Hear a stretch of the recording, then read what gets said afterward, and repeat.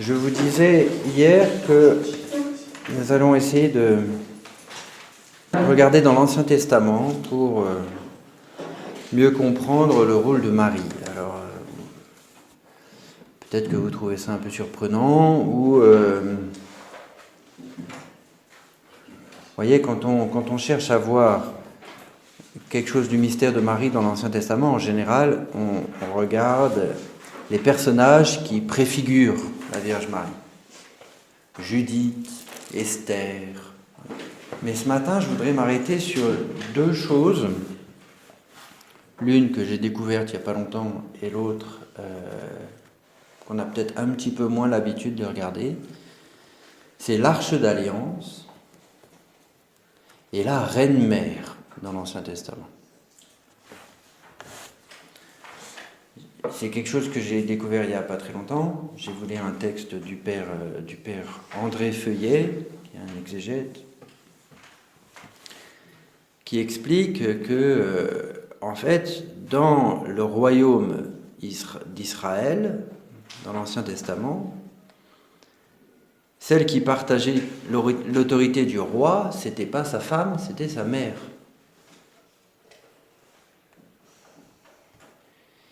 Et dans certains passages qui mentionnent la Reine-Mère, dans l'Ancien Testament, en particulier son rôle d'intercession, on se dit, tiens, ça me rappelle quelqu'un.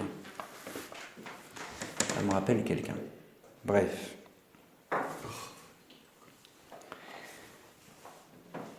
Mais commençons par l'Arche d'Alliance. Alors, quand on parle de l'Arche d'Alliance, vous vous souvenez, dans le livre de l'Exode, dans le Pentateuque, l'Arche d'Alliance, et Dieu donne des instructions très précises pour construire l'Arche, dans lequel se trouve d'abord l'étable de la loi, puis sont ajoutés le bâton d'Aaron et une urne contenant la manne. L'Arche d'Alliance, c'est ce que saint Thomas d'Aquin appelle un des sacrements de l'Ancienne Alliance. Et donc, c'est un signe qui, quelque part, réalise imparfaitement ce qu'il signifie, c'est-à-dire la présence de Dieu au milieu de son peuple. C'est par l'Arche d'Alliance que par exemple, le peuple d'Israël peut traverser le Jourdain pour entrer dans la Terre Sainte. Et c'est par l'Arche d'Alliance que la victoire est donnée sur les ennemis. Alors, il faudrait laisser des places, parce qu'il y a du monde qui arrive.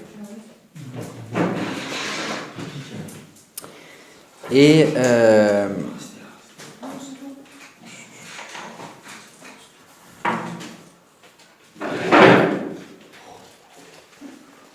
l'Arche d'Alliance, c'est donc la présence de Dieu qui bénit son peuple, la présence de Dieu qui donne la victoire à son peuple.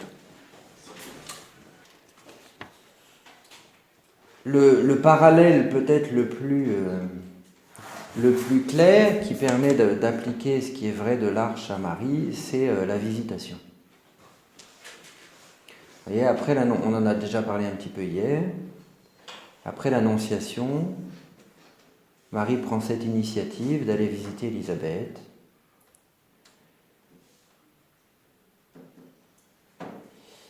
Et donc elle se fait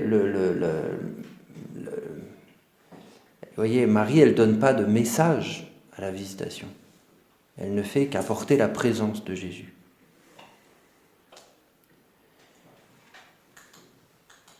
Il y a lieu de croire, donc ça c'est un texte du Père Feuillet. Il y a lieu de croire que tout comme l'Annonciation, la visitation veut nous faire contempler en Marie, portant dans son sein le Fils de Dieu, le correspondant du tabernacle ou de l'Arche d'Alliance de l'ancienne économie.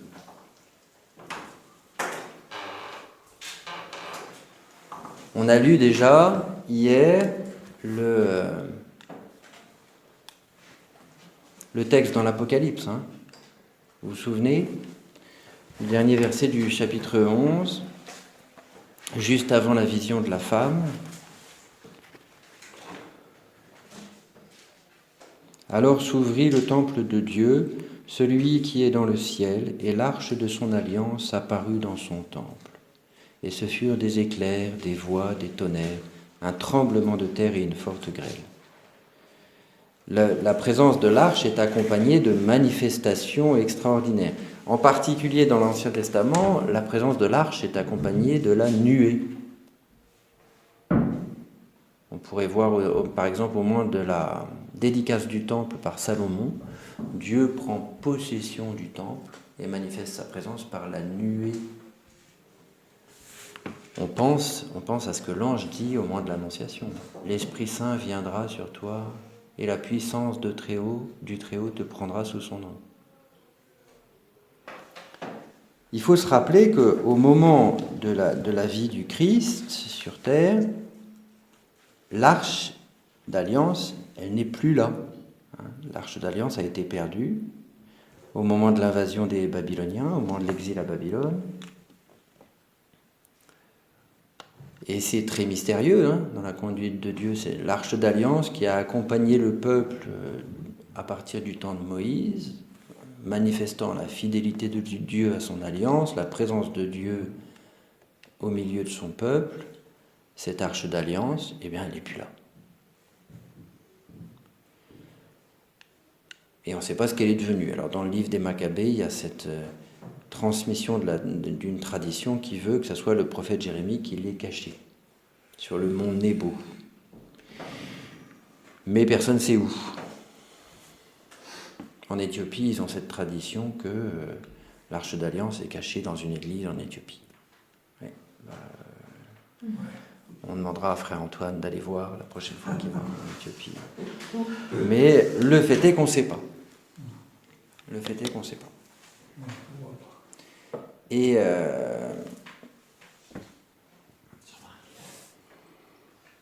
c'était donc quelque chose de très dramatique pour le peuple d'Israël, de ne plus avoir l'arche d'alliance, de ne plus avoir ce signe de la présence de Dieu. Les Romains, quand ils ont détruit le temple en 70, ils ont été choqués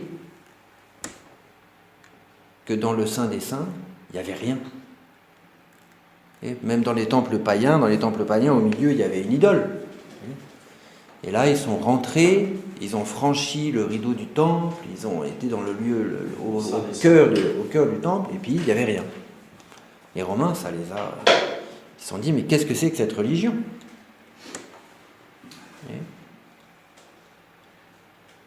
Et en même temps, cette absence de l'arche d'alliance, quelque part, elle préparait la venue de la véritable arche d'alliance. La véritable arche d'alliance, c'est Marie. Celle qui porte en elle non plus seulement les tables de la loi, données miraculeusement par Dieu pour sceller son alliance avec le peuple, elle porte en elle le Verbe incarné, Dieu lui-même fait chair. La sagesse éternelle du Père faite chair. Vous vous souvenez peut-être que quand on a regardé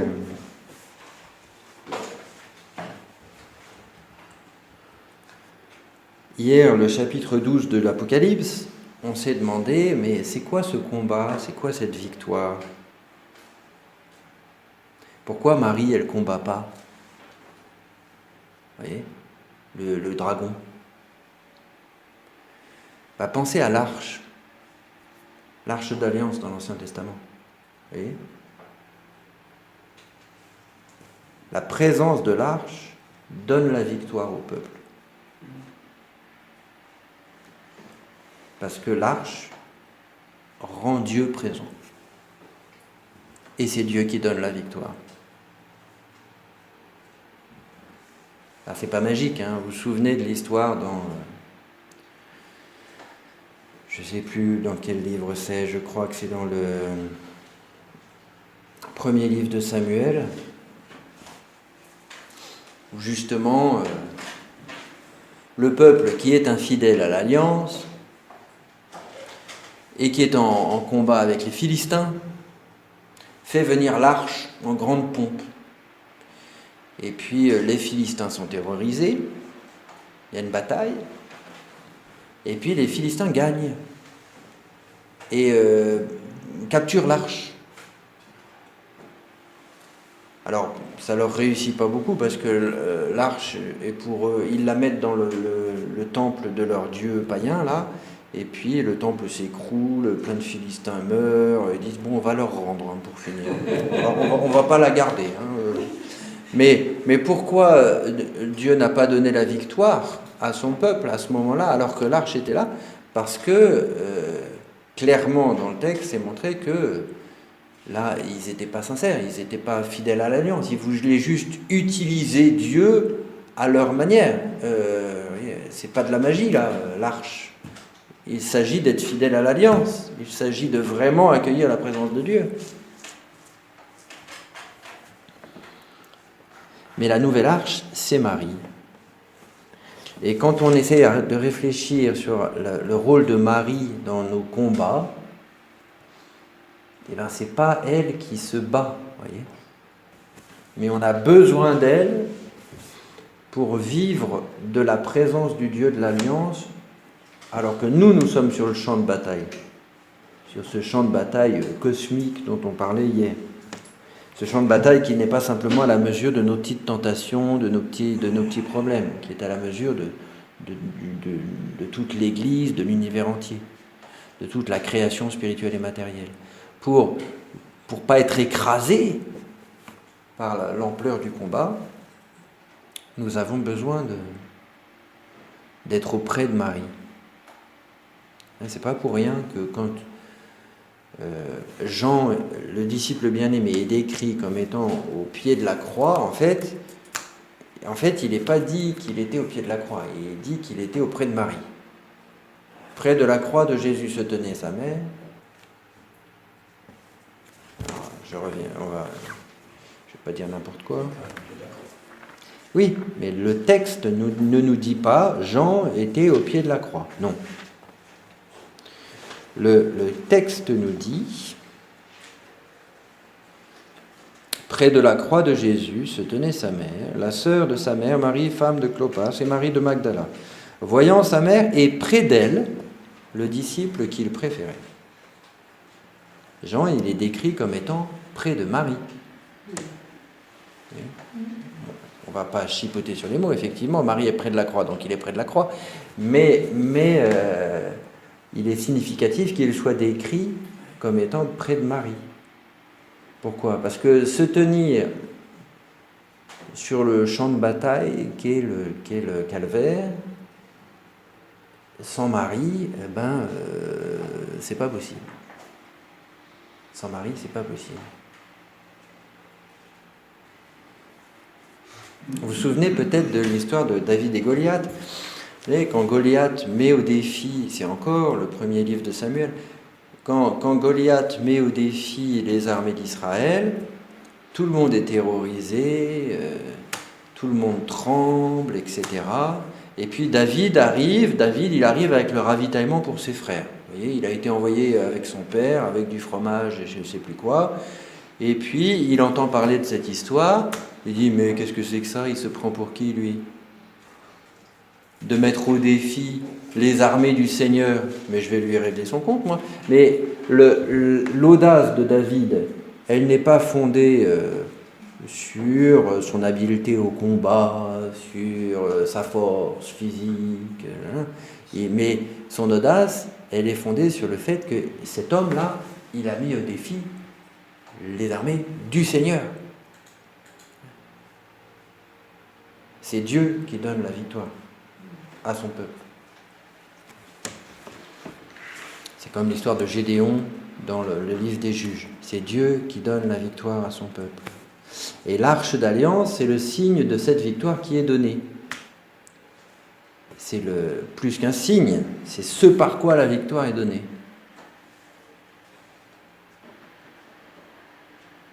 On parlait hier aussi de toutes ces invocations de Marie comme Notre-Dame des Victoires. C'est extrêmement...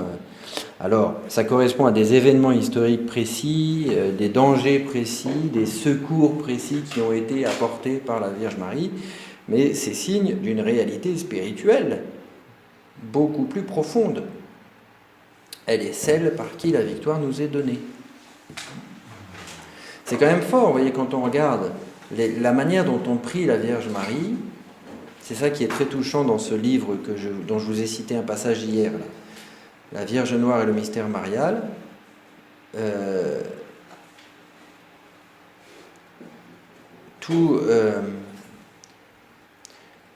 Toutes ces victoires obtenues par la Vierge Marie, elles sont signes d'une victoire spirituelle. Mais ce livre, il se fonde beaucoup sur la manière dont le peuple de Dieu s'adresse à la Vierge Marie. Regardez le Salve Regina. Notre vie, notre douceur, notre espérance. Tu dis, mais comment on peut dire que Marie, c'est notre espérance? Je vais vous dire un truc comme ça. Non, on pourrait dire que Jésus est notre espérance. Non, Marie est notre espérance. C'est elle par qui la victoire nous est donnée. Et en plus, en elle, nous contemplons la victoire déjà achevée. C'est dans le mystère de son Assomption. Et donc, elle est notre espérance. Quand on voit la femme qui reçoit les 2 ailes du grand aigle et qui est emmenée au désert, dans le livre de l'Apocalypse, voilà, elle est notre espoir parce qu'on voit qu'en elle, on contemple la victoire. L'Immaculée Conception, c'est la victoire sur le péché. L'Assomption, c'est la victoire sur la mort. En elle, on contemple la victoire.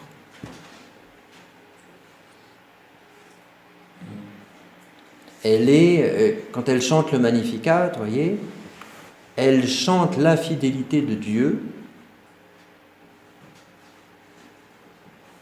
On voit toujours ces deux aspects chez la Vierge Marie. À la fois, elle est la reine, elle est la victorieuse, terrible comme une armée rangée en bataille, et en même temps, elle est la petite enfant, l'humble servante. Parce que la victoire qui lui est donnée est un fruit complet de la grâce. Elle est comme ce réceptacle parfait des merveilles de Dieu. Et c'est ce qu'elle chante dans le Magnificat. Et le Magnificat, ce chant d'action de grâce étonnant, c'est...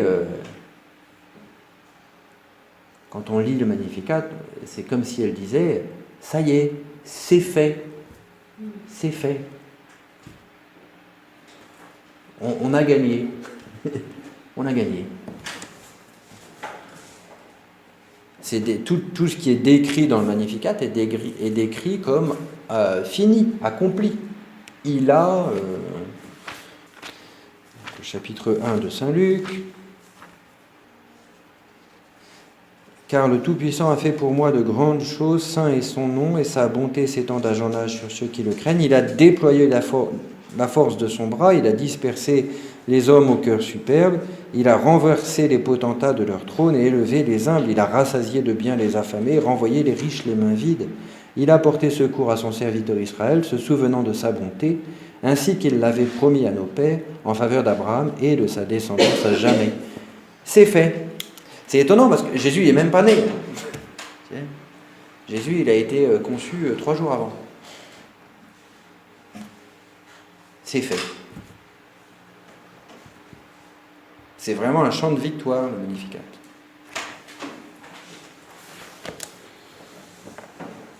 Alors,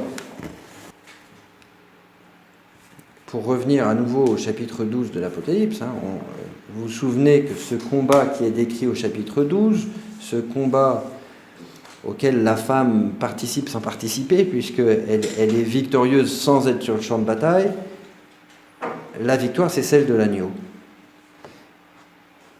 La victoire qui est chantée, la victoire sur le dragon, sur le démon, c'est la victoire de l'agneau. Marie, c'est celle qui nous permet de participer à la victoire de l'agneau. Elle nous permet de nous tenir au pied de la croix et de vivre de sa victoire et de recevoir ce que nous avons à recevoir. et d'en rendre témoignage. Sans elle, c'est pas possible. Et c'est pour ça, Marie, c'est pas une option dans notre vie. C'est pas un truc... Non, Jésus, c'est notre sauveur, et puis bon, pour ceux qui aiment ça, en plus, il y a la Vierge Marie. Non. C'est pas une option. Il y a une certaine nécessité dans la conduite de Dieu, dans la place qu'il donne à sa petite créature, la Vierge Marie. Dans le Concile Vatican II, il est dit que l'Église est le sacrement de l'unité des hommes avec Dieu. C'est-à-dire le mystère de l'Église, corps du Christ, et ce signe qui en même temps réalise ce qu'il signifie, c'est ça un sacrement, c'est-à-dire qu'il nous unit à Dieu. Comment ? Par les sacrements, par la parole de Dieu, par la charité fraternelle. Le mystère de l'Église, corps du Christ, nous unit à Dieu. Eh bien, vous voyez, la femme de l'Apocalypse, c'est Marie et c'est l'Église. Marie, c'est l'Église dans sa perfection, c'est elle qui nous unit à Dieu. Les frères et sœurs connaissent bien le commentaire de saint Thomas sur les noces de Cana, où il dit qu'aux noces de Cana, c'est très particulier parce qu'on parle c'est un festin de noces, et en même temps, on ne parle pas de l'épouse. On parle du marié et pas de la mariée. Alors, normalement, pour se marier, il faut être deux quand même. Et, je ne suis pas spécialiste de la question, mais il me semble. Et saint Thomas dit, le texte ne parle pas de la mariée, parce qu'en fait, la signification mystique de ce texte, c'est que l'époux, c'est Jésus, l'épouse, c'est nous. Et dans ce mariage spirituel, dit saint Thomas, la Vierge Marie, c'est la conciliatrix nuptiarum, c'est-à-dire, en français courant, la marieuse, celle qui arrange le mariage, celle qui réalise l'union entre nous et Jésus. Dans notre règle de vie, enfin celle des frères, celle des sœurs aussi, j'imagine, il est dit que Marie, elle est le milieu de notre vie d'oraison. C'est-à-dire que quand on cherche à vivre une prière contemplative de l'union avec Dieu dans la prière, Marie, elle est le milieu de cette prière. C'est en Marie, en nous tenant en sa présence, que nous pouvons vivre de ce pourquoi nous sommes faits, c'est-à-dire cette union avec Dieu. Bien imparfaitement, c'est souvent un peu des balbutiements, mais c'est quand même ce pourquoi nous sommes faits, dont nous vivrons parfaitement au ciel. Et ça se réalise en Marie. Moi, j'aime beaucoup cette expression. Marie, c'est le milieu de notre vie d'oraison. Voyez. J'essaye d'aborder ce mystère par différents biais parce que il me semble important de bien voir que Marie, c'est pas juste un intercesseur parmi d'autres. Voyez. C'est pas juste ça. On ne peut pas réduire la Vierge Marie à juste elle prie pour nous. Ben oui, mais moi aussi je peux prier pour vous. Vous voyez, on prie les uns pour les autres. Les saints, ils prient pour nous aussi. Marie, il y a quand même quelque chose de très particulier. Vous voyez,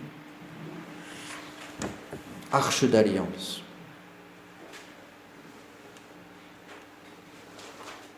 Alors, je vais vous lire, j'espère que je vais retrouver le bon texte. Ce texte qui parle de l'arche d'alliance. D'une manière générale, les chapitres 1 et 2 de Saint Luc sont remplis de réminiscences des livres de Samuel. En particulier, le récit de la visitation semble bien renfermer d'autres allusions au transport de l'arche à Jérusalem raconté au deuxième livre de Samuel. Il y a dans les deux cas un voyage dans les montagnes de Judée. Je ne sais pas si vous vous souvenez du deuxième livre de Samuel, vous ne le connaissez pas exactement par cœur, j'imagine. Au chapitre 6, David décide d'emmener l'arche à Jérusalem. Et puis, ils prennent l'arche en procession, etc. Ils mettent l'arche sur un char à bœufs. Et puis, il y a un des Lévites qui est là. À un moment, le char à bœufs fait un écart. Il y a un des Lévites qui est là, qui étend sa main pour éviter que l'arche tombe. Et il se fait foudroyer sur place. Alors, David dit, bon, pour finir, on va peut-être la laisser là. Hein, parce que c'est un petit peu... ça me fait peur, quand même. Ça me fait peur. Et dans l'arche, il y a toujours cette idée de la puissance de Dieu qui se manifeste. Et donc, ils amènent l'arche dans la maison de Obed-Édom. Et puis, il s'avère qu'au bout de 3 mois, ils réalisent que la présence de l'arche bénit cette maison. Et là, cette famille est extrêmement prospère. Et puis David se dit, pour finir, je pense qu'on va quand même l'amener chez moi. Et donc, ils partent à Jérusalem. Et donc, c'est entre ce texte qui décrit la montée de l'arche de la maison d'Obed-Édom à Jérusalem et la visitation qui a des parallèles assez constants. Il y a dans les deux cas un voyage dans les montagnes de Judée, des manifestations d'allégresse. Au bond joyeux de David correspond le tressaillement de Jean-Baptiste. C'est le même mot en grec. Jean-Baptiste qui tressaille dans le sein d'Élisabeth, et bien dans le texte grec de l'Ancien Testament, c'est le même mot qui désigne les bonds de David devant l'arche.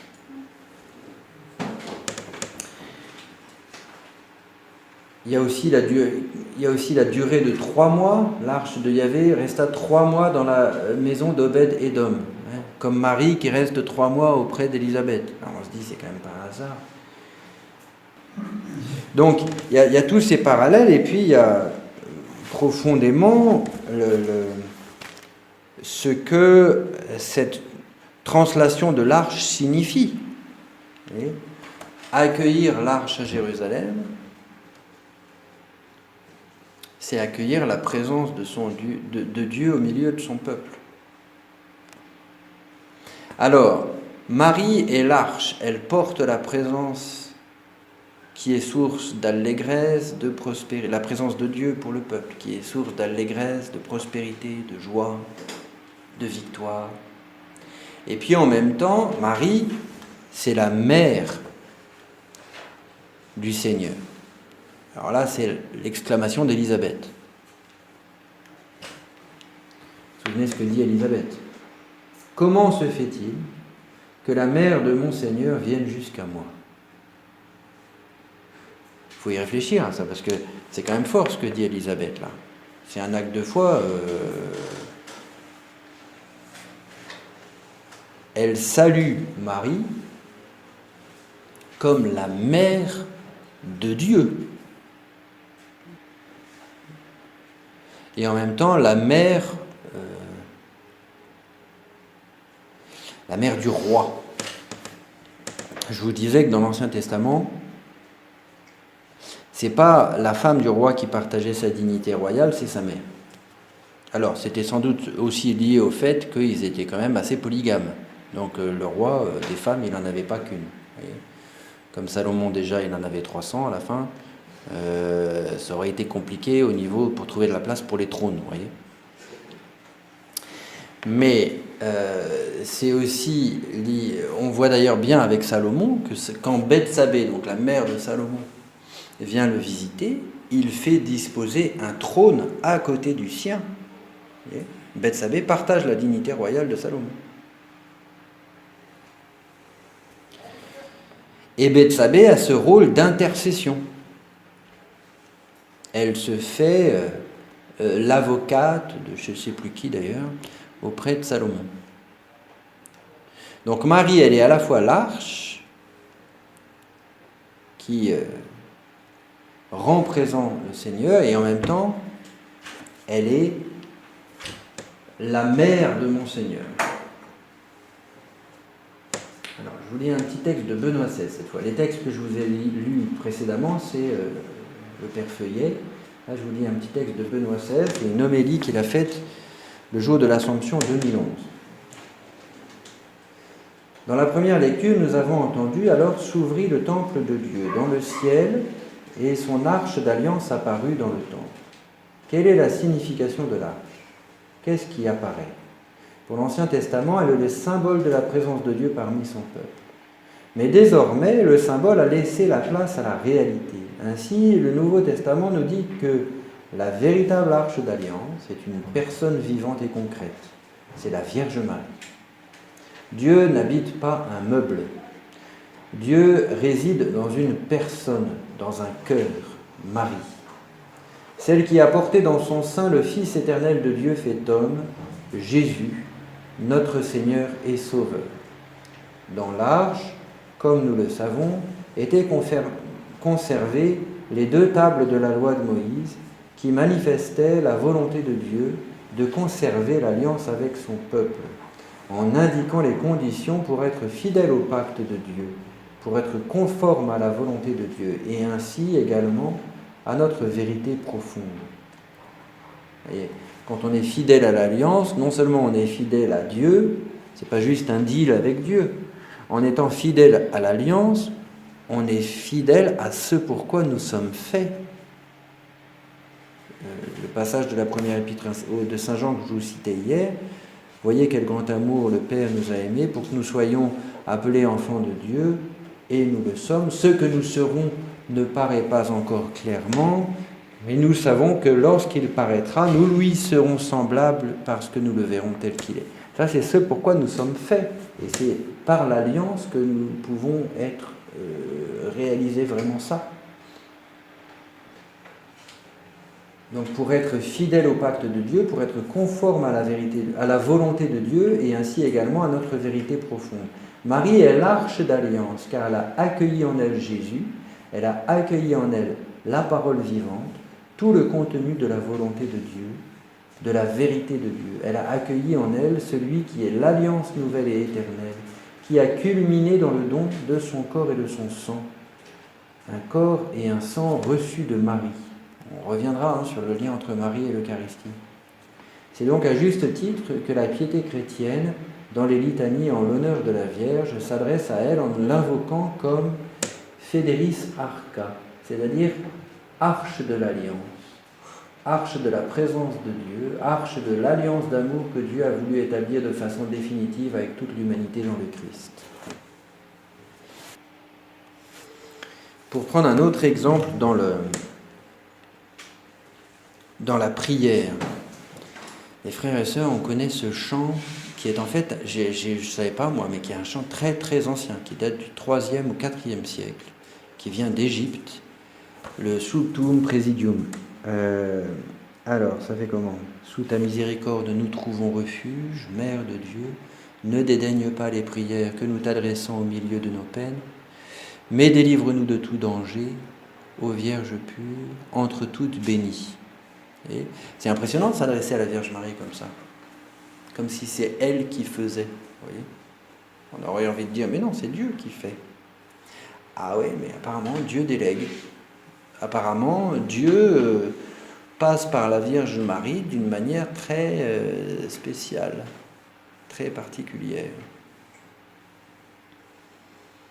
Comme si, précisément, il partageait, le Christ partageait sa dignité royale avec sa mère. C'est très troublant d'ailleurs, et j'ai pas toutes les explications là. Il y a beaucoup de textes qu'on lit, des textes de l'Écriture qui sont des lectures lues lors des grandes fêtes de la Vierge Marie. Par exemple, les textes qui font référence à la sagesse, texte tiré du Siracide au chapitre 24 ou du livre des Proverbes au chapitre 8. Et on a envie de dire, mais c'est bizarre d'appliquer ça à la Vierge Marie, parce qu'en fait, c'est de Jésus qu'il s'agit. La sagesse éternelle de Dieu, c'est Jésus. Et pourtant, la liturgie applique ces textes à la Vierge Marie. Et oui, mais quelque part, toute la dignité qui appartient à Jésus, il la partage avec la Vierge Marie.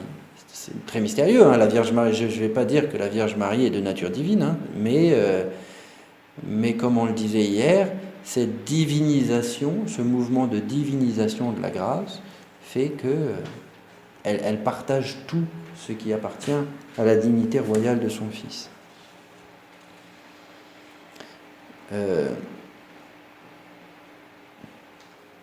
Il faudra quand même qu'on se pose la question. Le problème, c'est que c'est dangereux de poser des questions sans trop savoir comment on va y répondre, mais enfin, il faut parfois accepter de faire ça. La royauté de Marie, parce que vous voyez, on dit Marie, reine du ciel et de la terre. Alors, comment elle s'exerce au ciel et comment elle s'exerce sur la terre, vous voyez ? Parce que la femme de l'Apocalypse, elle est au ciel. Et en même temps, elle est dans les douleurs de l'enfantement, donc elle n'est pas étrangère à la terre. Ça, c'est un mystère qui est essentiel à la situation particulière dans laquelle nous nous trouvons actuellement. Parce que les saints qui sont, la Vierge Marie, qui est au ciel, dans son corps et dans son âme, glorifiée, en même temps, elle nous porte, vous voyez, elle prie pour nous, elle nous accompagne, elle est pas, c'est pas comme si elle était indifférente, vous voyez, étrangère à ce que nous vivons sur terre. Et pourtant, elle est vraiment dans la gloire. Elle est vraiment participant pleinement, corps et âme, à la gloire de Dieu, à l'union éternelle du Père et du Fils dans l'Esprit Saint. Et en même temps, c'est là où c'est très mystérieux. En même temps, elle est mère de l'Église. Elle est l'arche d'alliance qui nous rend Jésus présent. Pas de manière sacramentelle. Et ça aussi, on pourrait s'étendre sur cette question. Pas de manière sacramentelle. Marie n'est pas prêtre. Marie, elle ne célèbre pas l'Eucharistie. Mais quelque part, le rôle de Marie, c'est encore plus. C'est encore plus radical. Alors voilà, je lance ça, mais j'ai peur de semer un peu la confusion parce que j'ai pas vraiment toutes les lumières pourraient répondre. Je pense que ce qu'il faudrait creuser, c'est le lien entre Marie et l'Esprit Saint. Et quand Jésus, juste avant sa passion, s'adresse à ses disciples et leur dit « Il est bon pour vous que je m'en aille, parce que si je ne m'en vais pas, l'Esprit Saint, le Paraclet, ne viendra pas vers vous. Si je m'en vais, je vous l'enverrai. » Jésus, il indique à ses disciples que, après son départ par la croix et puis par l'ascension, ils auront à vivre sous le souffle de l'Esprit Saint. Ils auront à recevoir la lumière dont ils ont besoin, le discernement dont ils ont besoin, le témoignage au sujet de Jésus dont ils ont besoin par l'Esprit Saint. Et je pense que c'est là qu'il faudrait essayer de saisir le rôle de la Vierge Marie. Il y a un lien très étroit entre la Vierge Marie et l'Esprit Saint. Je vous disais, dans l'Ancien Testament, l'arche d'alliance, il est lié à la nuée, la Shérina, la nuée qui manifeste la présence de Dieu. Marie, c'est celle qui a été couverte de l'ombre de l'Esprit Saint et qui, par la puissance de l'Esprit Saint, est devenue l'arche d'alliance. Il y a un lien entre Marie et l'Esprit Saint qui est très très mystérieux et qui est en même temps très important. Et elle est celle qui se tenait au pied de la croix au moment de la blessure du cœur et qui a pu recevoir le triple témoignage, comme dit saint Jean dans la première épître au chapitre 5, l'esprit, l'eau et le sang rendent témoignage. Elle est celle que l'ange a appelée pleine de grâce, remplie. c'est important de voir que tout ce qu'on peut décrire comme les privilèges de la Vierge Marie, voyez, sa plénitude de grâce, son immaculée conception, le fait qu'elle est mère de Dieu, le fait qu'elle est glorifiée dans son corps et dans son âme, toutes les choses qui sont uniques pour elle, et en même temps elles lui sont données à elle pour nous, pour qu'elle soit canal de la grâce pour nous, et plus que canal de la grâce. Vous voyez, quand on dit, je vous citais cette expression de notre règle de vie, milieu de notre vie d'oraison. C'est plus qu'un canal de la grâce.